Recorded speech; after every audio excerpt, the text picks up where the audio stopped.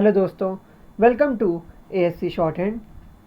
आज की इस वीडियो में हम दिनांक 27 जून 2023 के दैनिक जागरण के संपादकीय का डिक्टेशन लेंगे, जिसका शीर्षक है ओबामा को जवाब। इस डिक्टेशन को हम 2 स्पीड में लेंगे, 80 वर्ड पर मिनट और 100 वर्ड पर मिनट। दोस्तों, 80 की स्पीड में आपका डिक्टेशन चालू होगा 5 सेकंड के बाद। तब तक के लिए आप रेडी रहिए।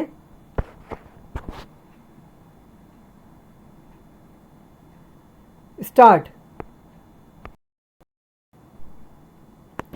यह अच्छा हुआ कि पूर्व अमेरिकी राष्ट्रपति बराक ओबामा की भारत के अल्पसंख्यकों के बारे में अवांछित और अनुचित टिप्पणी का जवाब अंतर्राष्ट्रीय धार्मिक स्वतंत्रता पर अमेरिकी आयोग के पूर्व आयुक्त जॉनी मूर ने ही दिया।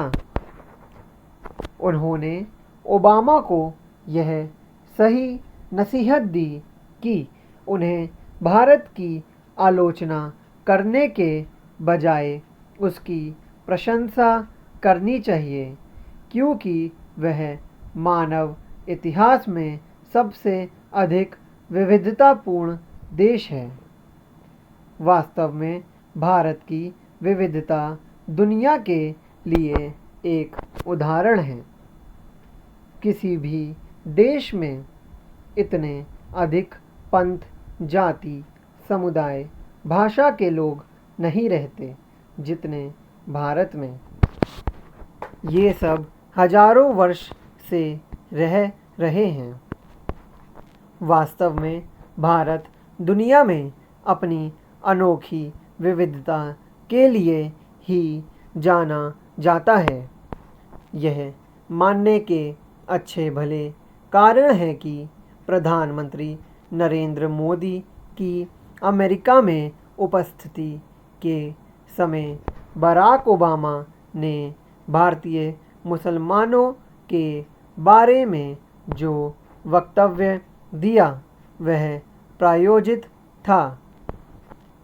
उसके पीछे सत्तारूढ़ डेमोक्रेटिक पार्टी की अंदरूनी राजनीति भी एक कारण हो सकती है, क्योंकि इसका कोई कारण नहीं बनता था कि जब अमेरिकी राष्ट्रपति भारतीय प्रधानमंत्री के स्वागत और सम्मान में पलक पावड़े बिछा रहे हों, तब बराक ओबामा को भारत को गैर जरूरी नसीहत देने की ज़रूरत पड़ती।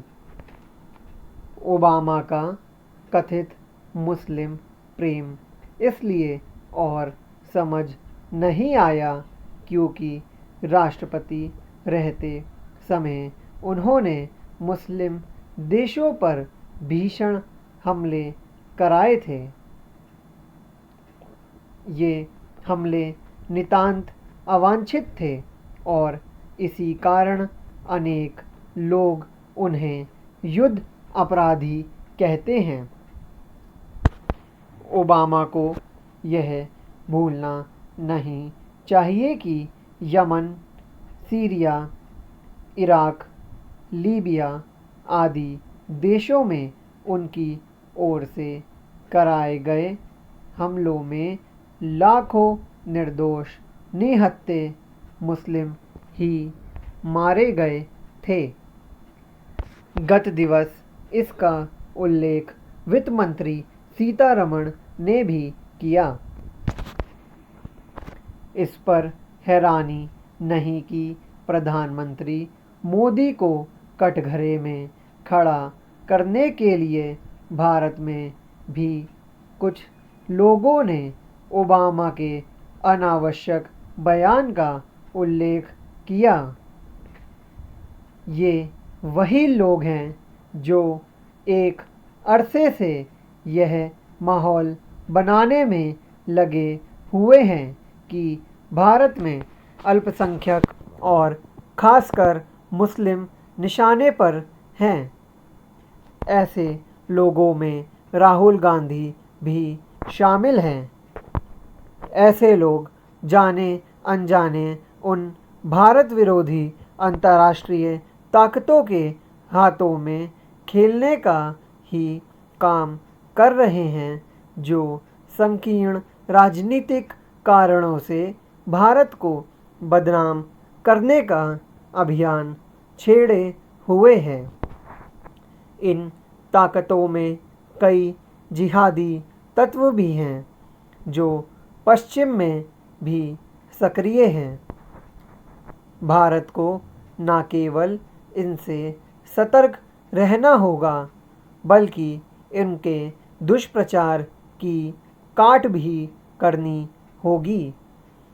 यह इसलिए आवश्यक है क्योंकि तथ्य यह है कि पिछले 9 वर्षों में सबका साथ सबका विकास एजेंडे के तहत अल्पसंख्यक जितना अधिक लाभान्वित हुए हैं, वह एक मिसाल है।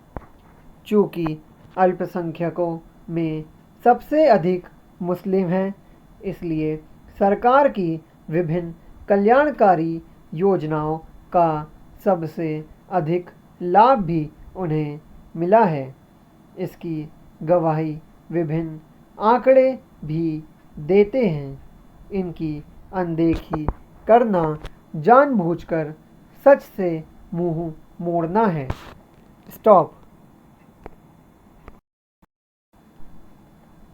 दोस्तों, इसी डिक्टेशन को अब हम 100 वर्ड पर मिनट की स्पीड से लेंगे और आपका समय चालू होगा 5 सेकंड के बाद। तब तक के लिए आप रेडी रहिए।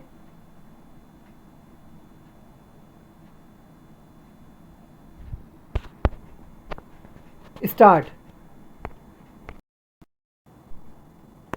यह अच्छा हुआ कि पूर्व अमेरिकी राष्ट्रपति बराक ओबामा की भारत के अल्पसंख्यकों के बारे में अवांछित और अनुचित टिप्पणी का जवाब अंतर्राष्ट्रीय धार्मिक स्वतंत्रता पर अमेरिकी आयोग के पूर्व आयुक्त जॉनी मूर ने ही दिया।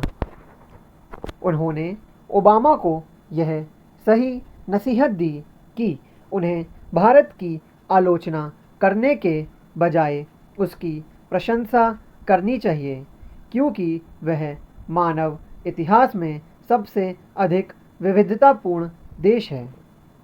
वास्तव में भारत की विविधता दुनिया के लिए एक उदाहरण है।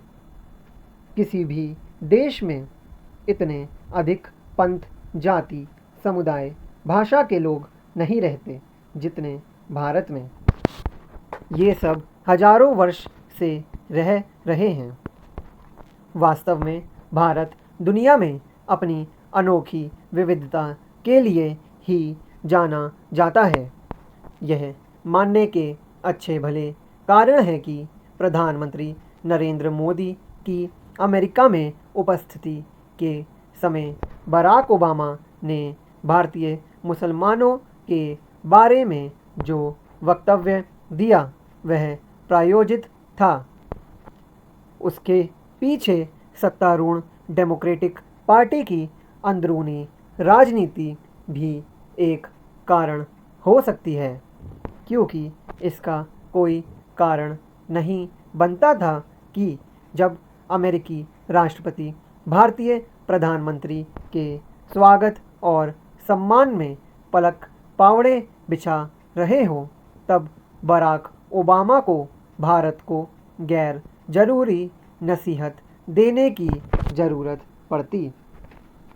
ओबामा का कथित मुस्लिम प्रेम इसलिए और समझ नहीं आया क्योंकि राष्ट्रपति रहते समय उन्होंने मुस्लिम देशों पर भीषण हमले कराए थे।